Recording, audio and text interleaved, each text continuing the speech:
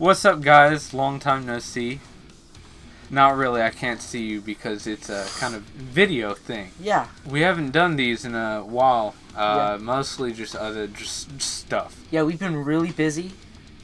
We've had a lot of stuff happen. Yeah, we've been in the process of moving stuff. So yeah, as you can see, we're back in this room. We have boxes, stuff packed. All sorts of stuff. A lot of things just crammed places. Not as much room at all. Yeah. And then I've been sick.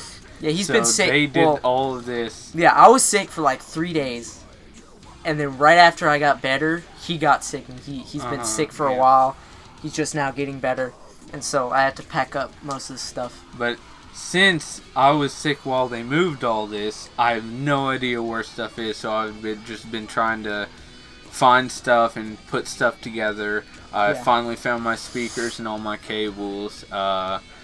So yeah, we've been trying to do multiple different reactions and just failing because we couldn't.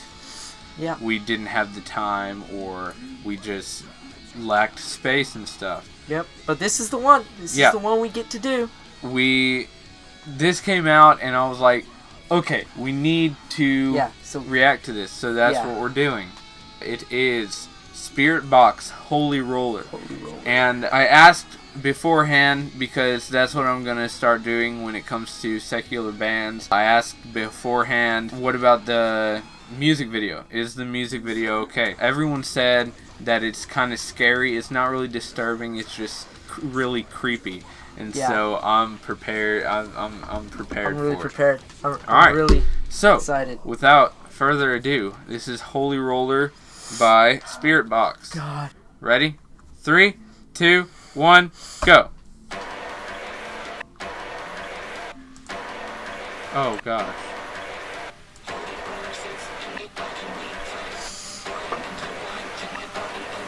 Man, that is pretty creepy. It's just weird.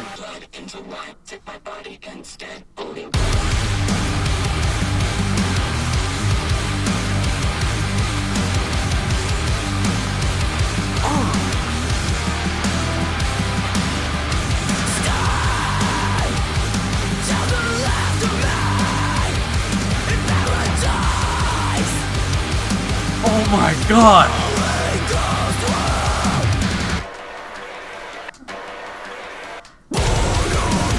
Oh my gosh!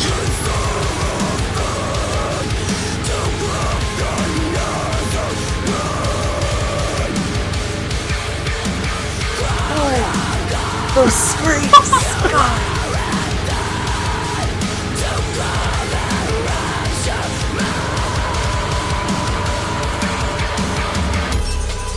Gosh. Oh, wow. Okay. Oh, that's cool.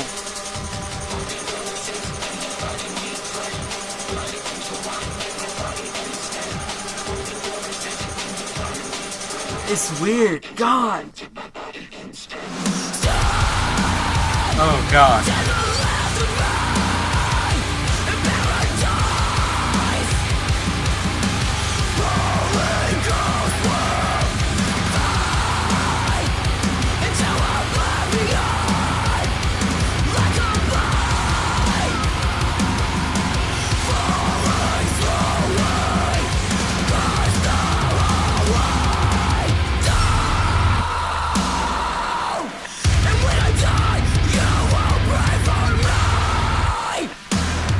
Gosh, dang.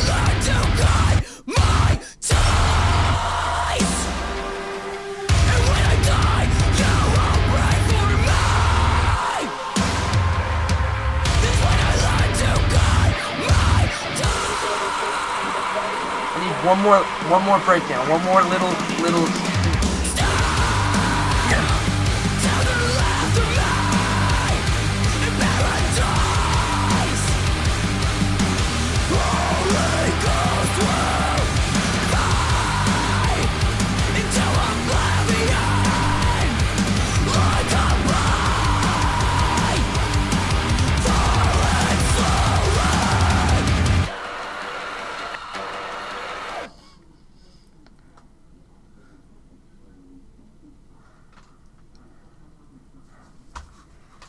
Oh my god.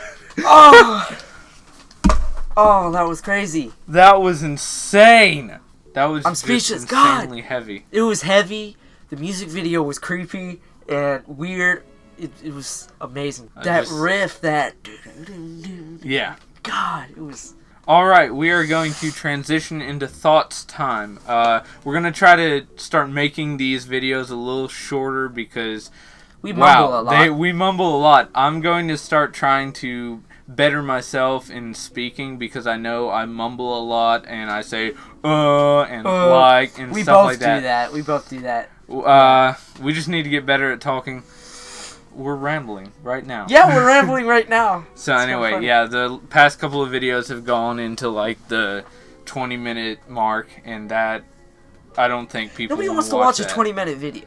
Especially I don't want to watch a 20-minute video. Yeah. All right, so time to talk about these songs. Coco, what was some stuff? Well, the riffage. I'm going to admit it. This is one of my favorite guitars right now. Just the riff and Rule of 9. Just in the beginning. Yeah. He is the king of the groove. Yeah, just the heavier riffs that he writes. They're just groovy and they're awesome. But I also love when he goes in like the clean parts, like in Blessed Be, when he's doing the really clean parts. I love it. In this, it was just groove and intensity, and it was heavy. One of the things about Spiritbox is he's not as technical as most guitars. That's what I love, because they're simpler riffs that just are satisfying. Yeah, and then he layers them. Yeah. He layers them to where it creates this wall of just guitar work and groove. Like, mostly, it'll have that main riff going, but then, like in Blessed Be, in the beginning, they've got that lead going over the riff. And then in Rule of Nines, the kind of lead guitar ambience that goes over the main riff in the beginning. I will say, both Blessed Be and Rule of 9 had that little bass thing, like in the second verse, where like the kind of slappy thing, like the slappy bass. And this didn't have that, and I kind of miss that, cause like I love in Gent when they have just the bass just grooving, but this was like just a punch, cause both Rule of 9 and Blessed Be kind of had similar structures and how it worked. It was like heavy riff, then melodic kind of thing, then back into like chorus and heavy riff, and it was very, very, like, I don't know the word, but it was it kind of had that kind of ambient feel with the gent in it. But this is insane. Just a straight up gut punch. It was, and I love me some gut punch. Definitely. I'd say as a song itself, it was a lot less structured than Blessed Be and Rule of Nines. It was definitely, if it's an album like opener, if it's the album opener for this upcoming album, I'll definitely understand it a little more, and that would definitely fit more as an album, just because it's a lot less song-like and more of a kind of punch you in the gut before you go into a song. I'm thinking it's more of like a middle of the album type thing, like in I Let It In Took Everything, like Red Room. It's just like in there, and it's just a gut punch and then leads into something. Well, like if they have like a heavier song, kind of like Bloodied Unbowed, Two Ships, they have like the heavier songs, and then they kind of lead off into the more mellow songs, and then it has like that really soft song, and then it goes into the island and it's super stinking fast and heavy.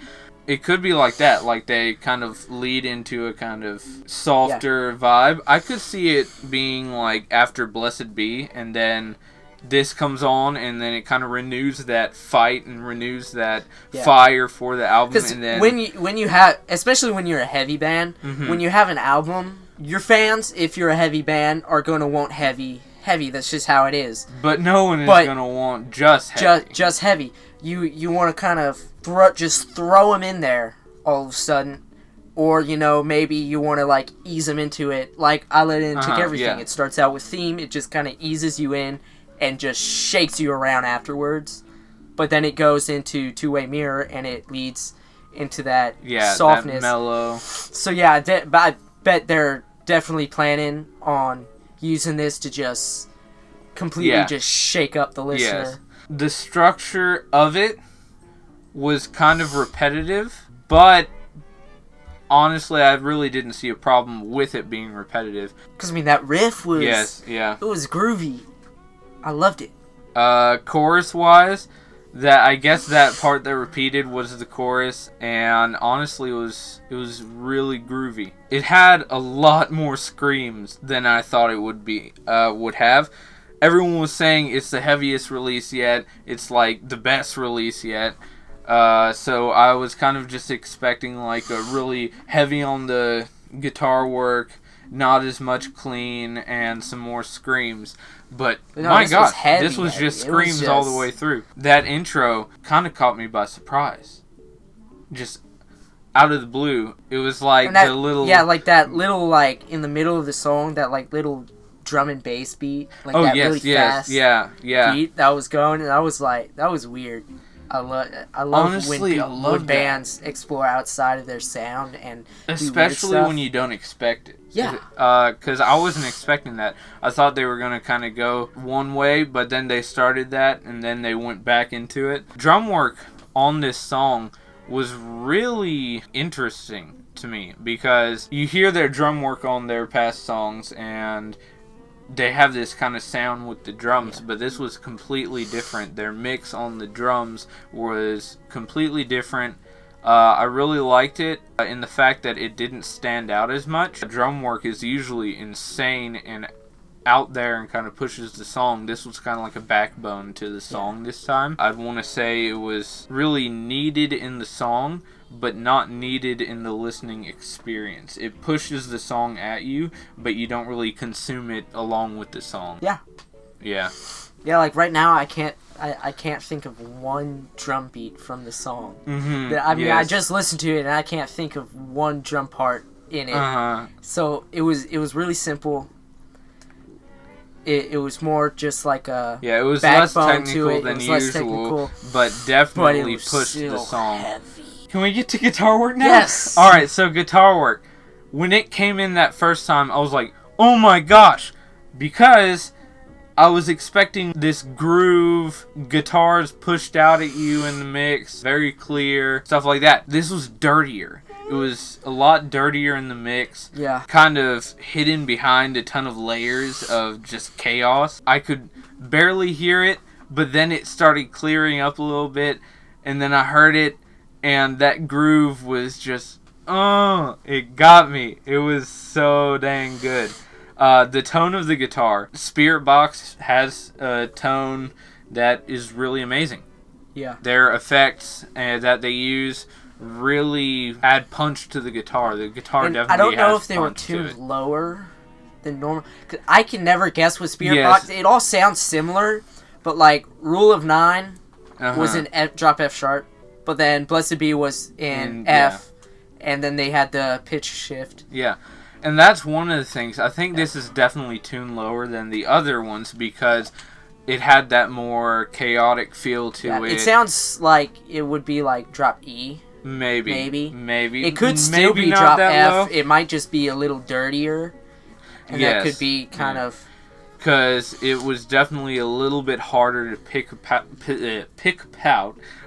out of the mix. But yeah, it was insane. There was not a lot of cleans to it, and that added to the effect because usually Spiritbox inlays cleans over the distorted guitar, and this was just heavy all the way. No cleans whatsoever, layers of filth, and it was amazing. Bass, Spiritbox always comes through with the bass, and we can always hear the bass, and it's always amazing, as opposed to all these other bands that hide the bass in the mix and just have it push the song forward. Spiritbox uses the bass as an instrument, and I love it. Well, here's the thing. Everyone should live with this mentality, and this is Adam Get Good, Nolly. He looks at bass like a piano, and I think everyone should do that because when you think piano, you can hear the piano. You know it's there, but once everything else comes in, it's like you can hear it, and it's there, and it's big, and you can like feel it, but it doesn't like take over everything. And that's how bass should be. It should be there. Yeah. It should be present. It should not be waiting outside on the sidewalk for its turn. Now, for what I've been waiting for, vocals. Yes! God! Ah! Courtney LaPlante is probably the best female vocalist in the metal scene right now. That's it. Period. Yeah, period. The only one who comes close to her level of skill is the singer for Ginger, but Courtney just has this tone to her screams that are stinking amazing. That just At first I was like, what's happening? Because she was doing that kind of affected intro with the weird vocals. And then all of a sudden she goes into screaming. Screams. And I loved in the video the two extremes. It had her like smiling in the field. It had kind of like the talking. It doesn't look like she's screaming. Yeah. But then it has the like. And then it had like the weird face painted. It is. Oh my gosh! And just that was stinking amazing. Sick. It just goes in and she's screaming, and then. What happens after that? After that, it goes into the kind of mellower part, and she repeats the kind of weird thing, and then goes into a kind of separate, almost verse type thing, and then back into the chorus. And oh my gosh, her vocals were on fire. They were literally amazing. Her screams are awesome, because she doesn't go high like a female screamer normally would. She kind of does like a mid-range, but leaning more towards low. Well, what I've seen is female vocalists mostly do just kind of like the kind of main chest scream, just the sighing, and usually they don't like ooh. They'll have their mouth wide open and kind of and have that full voice going, and that's usually what I see female vocalists doing, so that they'll have that kind of, since they have a higher voice, they'll get that low, but with their mouth open, they'll have the kind of high overtone going on it, and it's just amazing. If you look at Make Them Suffer's new release, their female vocalist, her voice is not as good as Courtney's, because she sings very ambient, very ethereal, and very airy, but it doesn't have that full voice effect that kind of takes charge of the track and takes over the track. And so her voice sounds a lot better layered into the mix and having a lot of layers that kind of makes up for that, whereas Courtney could have like one layer on the track and be like the main singer, and it kind of overpowers everything else. It takes control of that track and really has this full effect. That was a roller coaster of stuff. Yeah. I didn't understand most of it because I'm not a vocalist. Yeah. So, that was Holy Roller, Spiritbox. Yeah. That was sick. Alright, so we are now going to end the video. Make sure you like, make sure you subscribe, make sure you drop a comment down in the comment box. Remember, it's on the top now, not on the bottom, because YouTube is stupido. Just tell us what you want us to react to next. We don't really have a lot on our plate. A friend of ours wants us to do a Michael Sweet song. We're going to be reacting to the new GFM kind of parody type thing. So expect those. Expect this. Wait, what? Don't expect this. You'll already be watching this. You don't expect this because we didn't say it in a previous video. All right. Bye.